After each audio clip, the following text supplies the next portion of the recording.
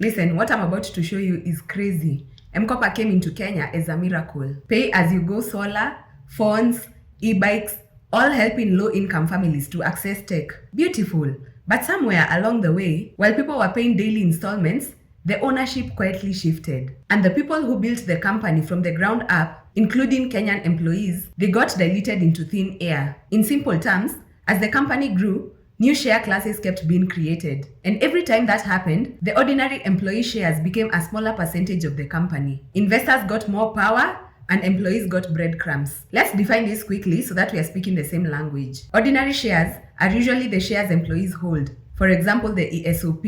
Preferred shares are the investor shares that get priority on profits and exit payouts. Growth shares are special shares with leveraged upside, often used to reward top execs or new investors. So even if you don't sell your shares, your ownership can shrink because the total number of shares keeps increasing. The cake gets bigger, but your slice stays the same, which means your percentage drops. Now let's look at the timelines. We'll start with 2011 to 2015. This was the foundation dilution. In the first 4 years, they kept issuing new preferred shares. It looked harmless at first, just fundraising. But by 2015, employee-owned ordinary shares were already under half of the company. Investors had crossed 50% and now controlled the narrative. 2016 to 2019 was the acceleration era. The pattern continued. More preferred shares, more investor power. By 2019, ordinary shares were down to around 27%, meaning employee ownership had basically been cut in half from just a few years prior. Meanwhile, revenue was growing, but losses were still massive, year after year. In 2020, something new enters the chart: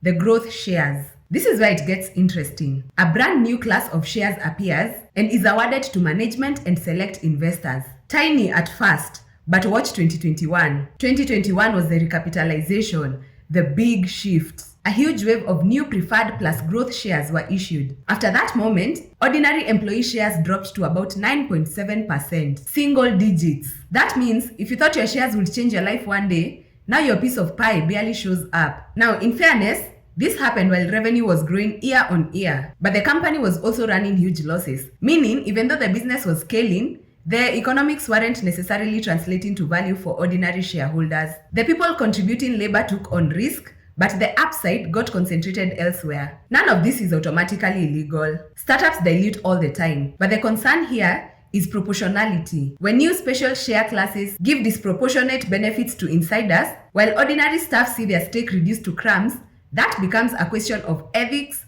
fairness, and transparency. That 2021 recap is where a lot of eyebrows go up. To be fair, M-KOPA has responded publicly to some of these allegations. They've given their side. Also, because the company is registered in the UK, Kenyan regulators like CMA can only intervene up to a certain point. That's part of the tension. Kenyan labor, foreign jurisdiction. In the next episode, we'll break down the buyback math and the legal documents. This tea is just too hot. You need to just walk with me. I'll see you in the next episode.